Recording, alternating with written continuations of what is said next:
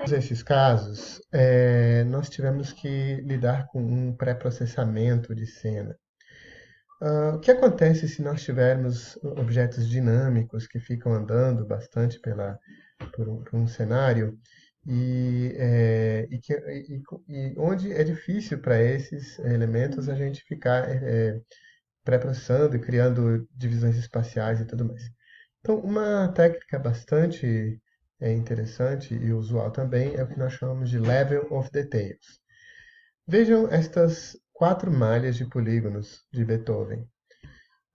Na primeira, nós temos 60.000 polígonos, na segunda, 6.000 polígonos, na terceira, 600 e na última, 60.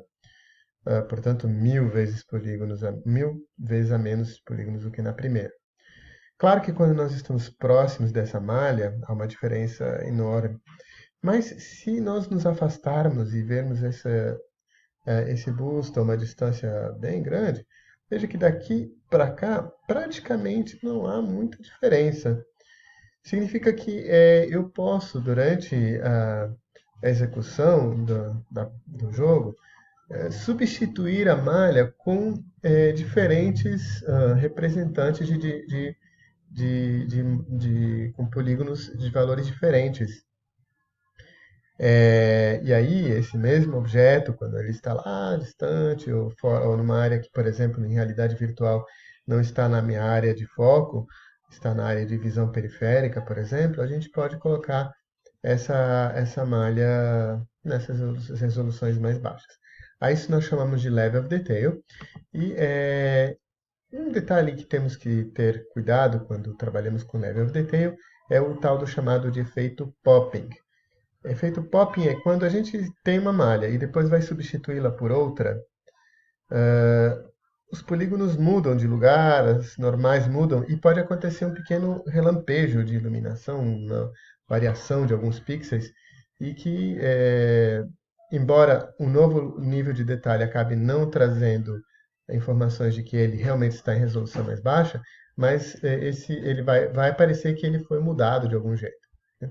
Para suavizar o efeito de popping, nós podemos usar algumas estratégias. As geometrias discretas, que a gente pode fazer indexação dos triângulos pelo Direct Memory Access, e assim a gente consegue manter vivos as duas listas de triângulos. O blend de LODs, então a gente acaba não desligando o rendering de um enquanto ainda está o outro, e a gente, na verdade, sobrepõe uma malha ao outro, desligando o Z-Buffer, por exemplo, para esses polígonos específicos. É claro que a gente encarece um pouquinho o pipeline, porque nesse momento de transição nós vamos ter duas malhas ao invés de uma. Nós podemos usar efeito de desaparecer um gradativamente, fazendo com que o alfa, por exemplo, de um aumente e o do outro diminua. E uma estratégia mais sofisticada é fazer o LOD contínuo. O LOD contínuo significa a gente ir manipulando a malha na medida que a gente vai se afastando, aproximando, de forma que a gente vai colapsando os triângulos de forma contínua. E aí os triângulos vão sendo, praticamente a gente não tem uma mudança de malha, a gente vai simplificando conjuntos de triângulos aos pouquinhos. Em terrenos, isso é bem usual de acontecer.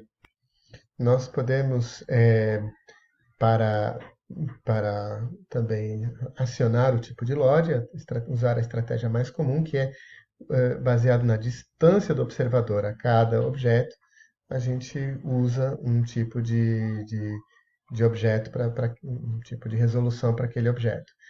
Mas podemos também usar outras estratégias, por exemplo, o tamanho que aquele objeto ocupa na projeção da tela. Nós podemos usar também a importância do objeto, foco, se o objeto está em movimento ou não, a budget que nós temos de polígonos, se a gente atingiu um limite máximo de polígonos, não importa como o objeto, quão próximo o objeto está, a gente usa o LOD mais baixo dele. Enfim, existem várias estratégias, algumas a gente pode inclusive programar por script. No caso de LOD de terrenos, o LOD dinâmico é mais interessante, até porque a gente não tem como ter a malha em várias resoluções diferentes, porque a gente vai ver o terreno próximo onde nós estamos com resolução alta e as regiões distantes com resolução baixa, mas o objeto de terreno é o mesmo. Então a gente tem que fazer um LOD adaptado ao local onde a gente se encontra. Uma forma para fazer isso é a gente ir, de acordo com a distância dos triângulos, a gente ir escolhendo em qual dessas situações a gente vai querer. Então, por exemplo, se nós estamos bem longe, a gente simplifica todos os triângulos para esse jeito. E se, por exemplo, aqui o ângulo entre as normais desses dois triângulos for nulo ou for muito pequeno, a gente mantém assim, mas se o ângulo for relativamente grande, quando a gente se aproxima, a gente subdivide esse triângulo para poder ver essa pequena dobra, essa pequena curvatura que o terreno vai ter nesse lugar.